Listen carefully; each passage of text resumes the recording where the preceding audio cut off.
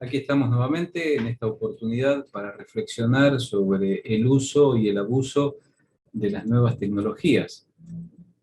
¿Quién puede negar el impacto que éstas han tenido en la vida de todos nosotros en el presente? La enorme ayuda que nos brindan.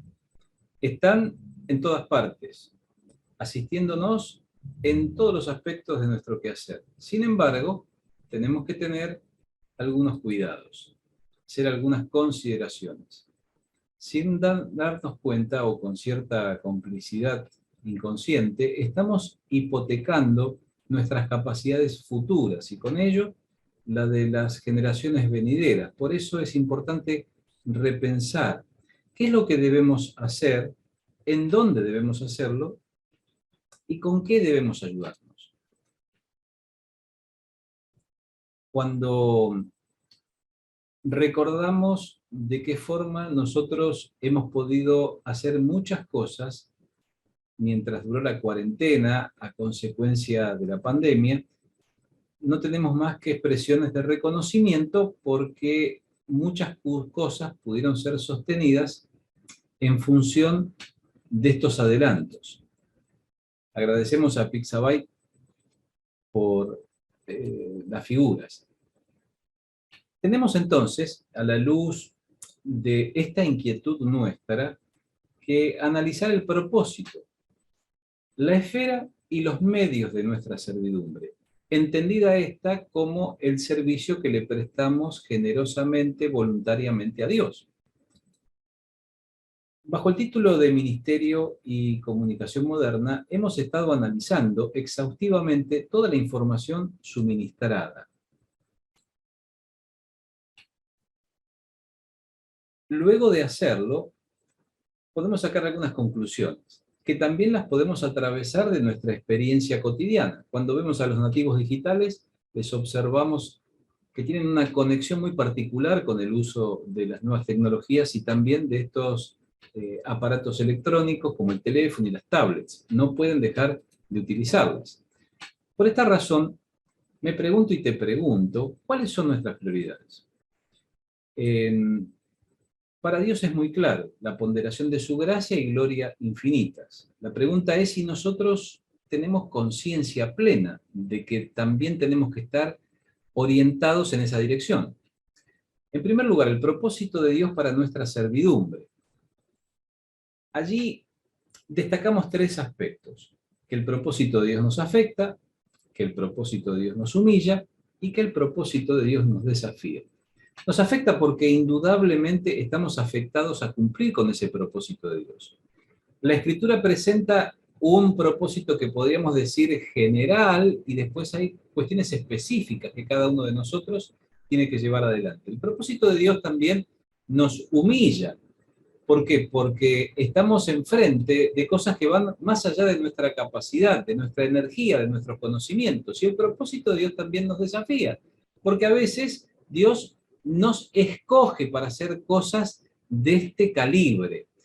La esfera de nuestra servidumbre, es decir, el ámbito en donde nosotros prestamos servicios. Esta esfera de nuestro servicio muta incesantemente. Los cambios a los cuales tenemos que someternos son cada vez más complejos y tenemos que aplicar nuestro intelecto al aprendizaje de estas nuevas normas y metodologías para no quedar, diríamos, fuera de escena, para poder seguir haciendo las cosas que siempre hicimos. La esfera de nuestro servicio actual no siempre convalida nuestros compromisos espirituales. Esto significa que nosotros podemos estar prestando algún servicio y ser de utilidad y las personas beneficiarse no solamente por nuestros dichos, sino por nuestros hechos.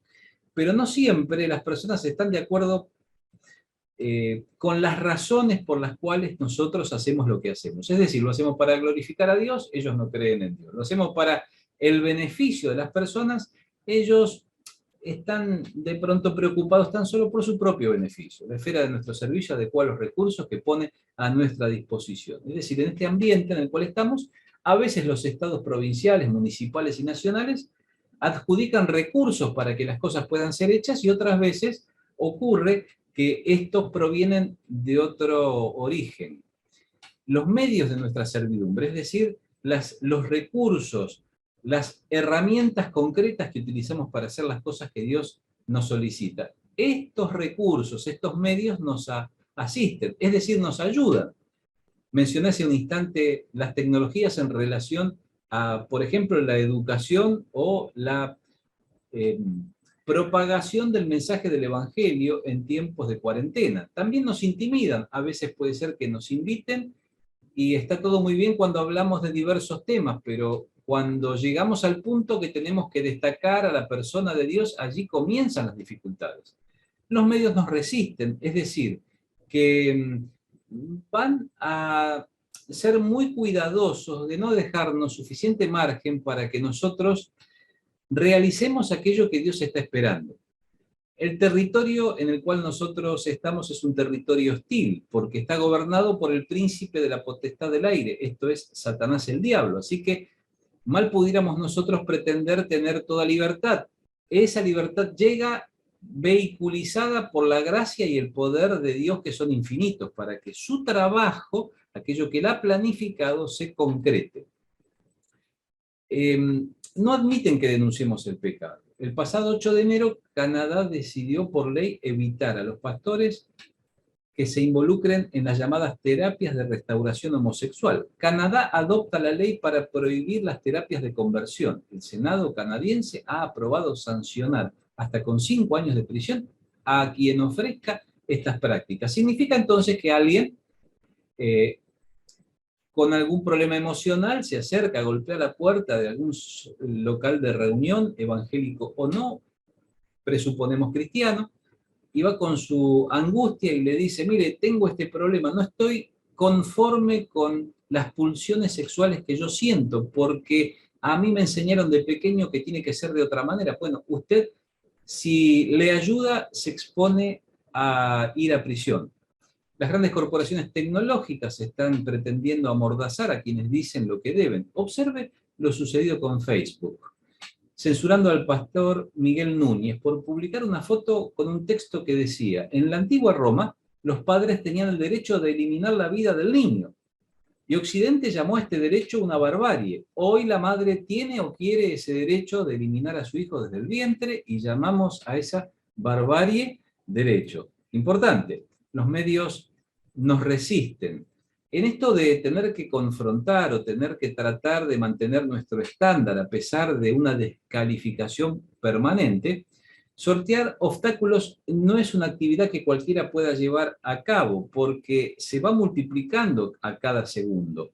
Mientras aprendemos cómo exponernos a estas experiencias espirituales extremas, continuamos adquiriendo conocimiento y desarrollando habilidades. Continuamos importando recursos tecnológicos que nos asistan, pero se acerca el día en donde la mayor parte de estos recursos escasearán y estarán vedados para quienes pensamos distinto. Imaginando un escenario posible futuro, imagina que no te permiten congregar, cancelan la audición radial que a menudo escuchas, que no puedes mirar el canal de TV cristiano que tanto bien te ha hecho por años, que las páginas de expositores serios ya no están disponibles, porque no están dispuestos a edulcorar aún más sus discursos. Me pregunto y te pregunto, ¿qué sucederá con la creciente interdependencia con los medios tecnológicos que en gran medida nos hacen eficientes? Pues para ser expositores responsables y para sentar las bases que nos permitan neutralizar eso a lo cual nosotros nos dirigimos, tenemos primero que oponernos pacíficamente a todo lo que Dios condena en su palabra, a asumir el costo de decir las cosas como esas cosas son. Tenemos que bregar por las generaciones aún no nacidas, que serán alumbradas aún antes del rapto, para que tengan alguna posibilidad de desarrollarse adecuadamente. Tenemos que garantizar el acceso a la buena educación de nuestros hermanos aún no nacidos. Tenemos que resguardar su identidad permitiendo o alentando una correcta identificación con el progenitor de su propio sexo. Tenemos que limitar el nocivo impacto de aquellos que quieren sodomizar a nuestros hijos y nietos. Tenemos que generar redes de contención eficientes para que accedan al mercado laboral en actividades que garanticen su sostenimiento económico. Tenemos que sostener redes de educación bíblica y teológica que puedan transmitir conocimientos libremente. Tenemos que aunar esfuerzos para contar con asesoramiento legal cuando pretendan silenciarnos por medio de acciones penales arbitrarias. Tenemos que planificar una innumerable cantidad de acciones conjuntas, desprendiéndonos paulatinamente de los compromisos que asumimos en el pasado con los gobiernos, con la intención de garantizarnos asistencia económica. En un esquema de dominación silente selectiva, debemos quitarnos de encima los compromisos que el patrocinio impone. Tenemos que redescubrir cuál es el verdadero propósito, la complejidad de la esfera y de los medios de nuestra servidumbre. En Hechos de los Apóstoles, capítulo 18, verso 9, el Señor le dice a Pablo: no temas, sino habla y no calles, porque yo estoy contigo y ninguno podrá sobre ti la mano para hacerte mal, porque tengo mucho pueblo en esta ciudad. Alguna consideración solamente en el final. Qué importante es tener esta claridad de que es Dios mismo, a través de la persona del Señor Jesús, que nos dice: no temas. Temer, tener miedo, estar asustado o sentirse ansioso. Mire, los trastornos de la ansiedad en este tiempo son muy frecuentes. El temor es moneda corriente porque hay un universo de circunstancias peligrosas que nos rodean. ¿Cuánto más para aquellos cristianos que están llevando el poderoso mensaje del Evangelio en territorios hostiles? A estos y a nosotros Dios dice: no temas. También que tenemos que hablar, tenemos que expresar en el habla, tenemos que hacerlo con nuestras acciones, con nuestros hechos, con nuestro porte, pero tenemos que poner en palabras el Evangelio para que las personas escuchen y comprendan. Comunicar con todas las herramientas que hemos aprendido, no solamente la comunicación verbal, sino también la gestual, aquello que permite al otro individuo, aquel que es el receptor de nuestra emisión, comprender qué es lo que nosotros queremos decir. No calles, no guardes silencio.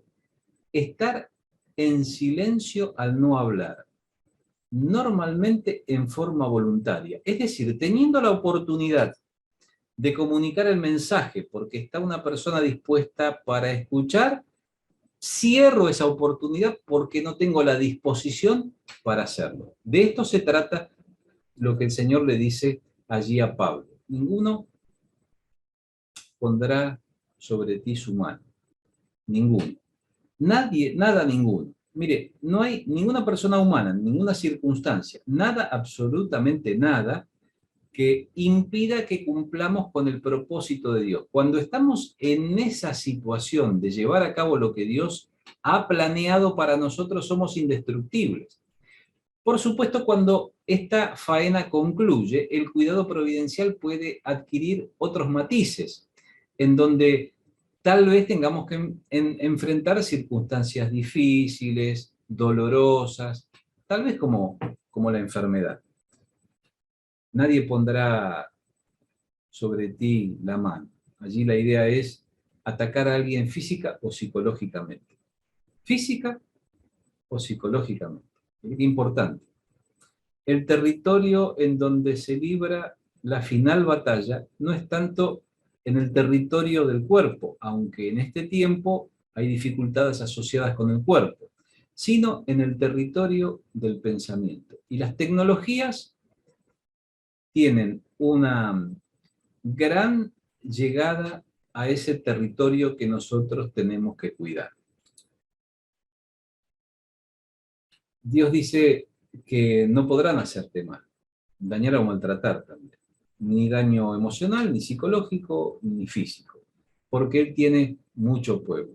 Mire, en más de una oportunidad, en mis viajes por la República Argentina, dentro y fuera del país, me he encontrado con personas con las cuales, luego de hablar algunas palabras, he descubierto que son hijos e hijas de Dios. Es decir, personas que hasta hacía un instante yo ignoraba su identidad, logré comprobar que eran hijos de Dios. Yo no los conocía, pero allí estaban.